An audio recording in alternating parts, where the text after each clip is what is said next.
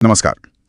आज हम भारत के एक बहुत ही महत्वपूर्ण संवैधानिक पद पर बात करेंगे, नियंत्रक और महालेखा परीक्षक, जिसे हम सब सीएजी कहते हैं।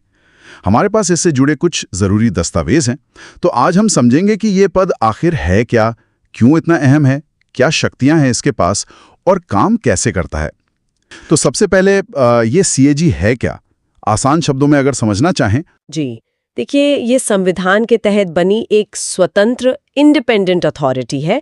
ये भारतीय लेखा परीक्षा और लेखा विभाग मतलब Indian audit and accounts department उसके प्रमुख होते हैं और इन्हें पब्लिक पर्स यानी सरकारी खजाने का संरक्षक भी कहा जाता है। संरक्षक मतलब पहरेदार। बिल्कुल, इनका मुख्य काम यही है कि सरकार और जो दूसरी सरकारी संस्थाएं हैं वो अपने खर्चों के लिए संसद और राज्य विधानसभाओं के प्रति जवाबदेह रहें, अकाउंटेबल रहें, और ये जानकारी फिर जनता को भी दी जाती है उनकी रिपोर्ट्स के जरिए। अच्छा, तो ये पद मतलब ये ऑफिस ये कब से है, इसका इतिहास क्या रहा है? देखिए, इसकी शुरुआत तो काफी पहले हो गई थी, 1858 में, जब महालेखाकार का ऑफिस बना था।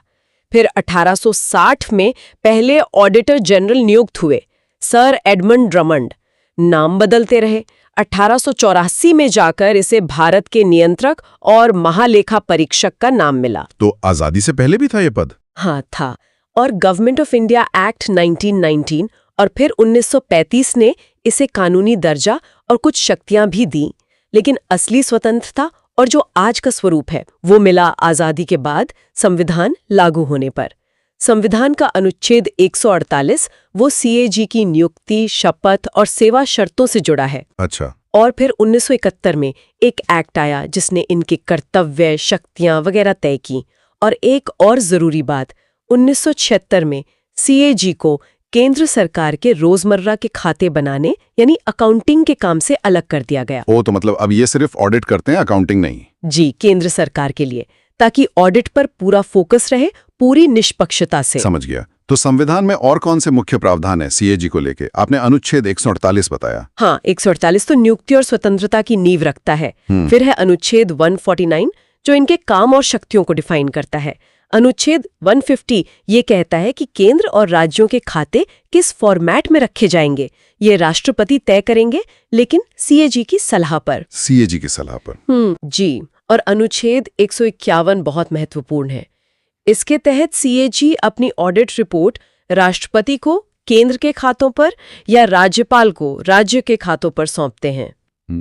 और ये रिपोर्टें फिर संसद या राज्य विधानमंडल के सामने रखी जाती हैं। अच्छा, और एक अनुच्छेद 279 का भी जिक्र था। हाँ, अनुच्छेद 279 कहता है कि किसी टैक्स से नेट इनकम यानी शुद्ध आय कितनी हुई, इसका सर्टिफिकेट सीएजी ही देंगे और उनका सर्टिफिकेट फाइनल माना जाएगा। आपने स्वतंत्रता की बात की, इंडिपेंडेंस। जी, ये किसी भी ऑडिटर के लिए सबसे जरूरी है। ये कैसे पक्का किया जाता है? बिल्कुल, संविधान ने इसके लिए कई इंतजाम किए हैं। पहला तो यही कि नियुक्ति राष्ट्रपति करते हैं, warrant under his hand and seal. कार्यकाल फिक्स है, 6 साल या 65 साल की उम्र तक, जो भी पहले हो जाए। और हटाना आसान है क्या? नहीं, बिल्कुल नहीं। उन्हें पद से हटाने की प्रक्रिया ठीक वैसी ही है जैसी सुप्रीम कोर्ट के जज को हटाने की होती है। मतलब संसद के दोनों सदनों में विशेष बहुमत से प्रस्ताव पारित होने पर? बहुत मुश्किल प्रक्रिया है ये तो। जी बिल्कुल, ये उनकी स्वतंत्रता सुनिश्चित करता है। और मैंने सुना है रिटायरमेंट के बाद वो कोई सरकारी नौकरी नहीं ले सकते। सही सुना है, रिटायर होने के बाद वो भारत सरकार या किसी राज्य सरकार के अधीन कोई और पद नहीं ले सकते। ये इसलिए ताकि भविष्य में किसी पद के लालच में वो अपने काम से समझौता न करें। ठीक है। और उनका वेतन और उनके ऑफिस के जितने भी प्रशासनिक खर्चे हैं वो भारत की संचित निधि कंसोलिडेटेड फंड ऑफ इंडिया पर भारित होते हैं। भारत व्यय मतलब उन पर संसद में वोटिंग नहीं हो सकती। सरकार चाहकर भी उनका बजट कम नहीं कर सकती। और एक और बात, कोई भी मंत्री संसद में सीएजी का प्रतिनिधित्व नहीं कर सकता, ना ही उनके किसी काम की जिम्मेदारी ले सकता है। वो सीधे संसद के प्रति ही जवाबदेह हैं अपनी रिपोर्ट्स के माध्यम से। वाह, मतलब काफी मजबूत कवच दिया गया है। हाँ, तो अब आते हैं इनके काम पर। असल में ये करते क्या हैं, ऑडिट में क्या क्या देखते हैं? इनका मेन काम है ऑडिट करना। संविधान और सीएजी एक्ट 1971 ने इन्हें ये शक्ति दी है। ये भारत सरकार और हर राज्य और केंद्र शासित प्रदेश की संचित निधि कंसोलिडेटेड फंड से होने वाले सभी खर्चों का ऑडिट करते हैं। इसके अलावा देश की और राज्यों की आकस्मिकता निधि, कंटिंजेंसी फंड और लोक लेखा पब्लिक अकाउंट से होने वाले सभी खर्चों की भी जांच करते हैं। लोक लेखा मतलब? जैसे पीएफ वगैरह। हाँ? जैसे प्रोविडेंट फंड, छोटी बचत योजनाएं जिनका पैसा सरकार के पास अमानत के तौर पर होता है। ये देखते हैं कि पैसा नियमों के अनुसार खर्च हुआ या नहीं, सही जगह खर्च हुआ या नहीं। सिर्फ सरकारी विभाग या कुछ और भी? नहीं, सरकारी विभागों के अलावा उनके trading, manufacturing, profit and loss account, balance sheet, इन सब का ऑडिट करते हैं।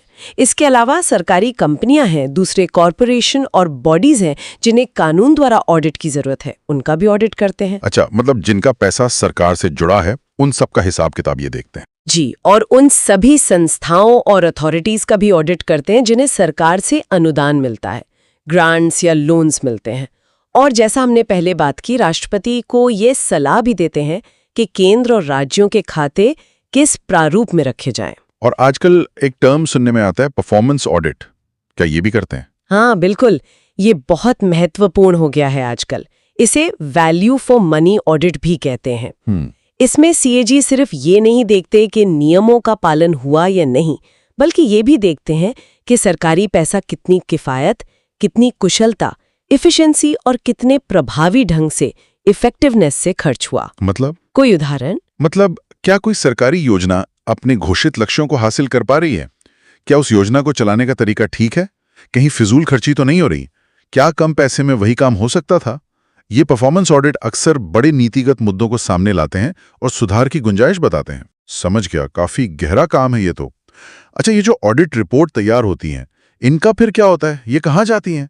जैसा अनुच्छेद 151 में बताया गया है, ये ऑडिट रिपोर्ट राष्ट्रपति, केंद्र की रिपोर्ट या संबंधित राज्य के राज्यपाल, राज्य की रिपोर्ट को सौंपी जाती हैं। और फिर राष्ट्रपति इन रिपोर्ट्स को संसद के दोनों सदनों के पटल पर रखवाते हैं और राज्यपाल राज्य विधानमंडल के सामने रखवाते हैं। और संसद में इन रिपोर्ट्स का क्या होता है? संसद में खासकर केंद्र की रिपोर्ट्स लोक लेखा समिति यानी पब्लिक अकाउंट्स कमेटी को भेजी जाती हैं। PAC, हाँ सुना है इसके बारे में। ये एक संसदीय समिति है। जी, बहुत महत्वपूर्ण समिति है। इसमें लोकसभा और राज्यसभा दोनों के सदस्य होते हैं। तो PAC और CAG का क्या रिश्ता है? EAC इन CAG रिपोर्ट्स की विस्तार से जांच करती है, सरकारी अधिकारियों को बुलाकर सवाल जवाब करती है और इस पूरी प्रक्रिया में CAG इस समिति के मित्र, दार्शनिक और मार्गदर्शक, फ्रेंड, फिलोसोफर एंड गाइड के रूप में काम करते हैं। हाँ, फ्रेंड, फिलोसोफर एंड गाइड, ये तो काफी बड़ी उपाधि है। हाँ, क्योंकि CAG के अधिकारी PAC की बैठकों में शामिल होते हैं, रिपोर्ट के जो मुख्य मुद्दे हैं उन्हें समझाते हैं और समिति की मदद करते हैं ताकि वो अपनी जांच प्रभावी ढंग से कर सके। ये CAG और PAC का गठजोड़ ही है जो असल में सरकारी खर्चों पर संसदीय नियंत्रण को प्रभावी बनाता है। तो अगर हम संक्षेप में कहें तो CAG भारतीय लोकतंत्र में, खासकर वित्तीय प्रशासन के मामले में, एक तरह से नींव का पत्थर है। ये सरकारी पैसे का प्रहरी है और सरकार की वित्तीय जवाबदेही तय करता है, और इसकी स्वतंत्रता संविधान ने सुरक्षित की है। बिल्कुल सही कहा आपने।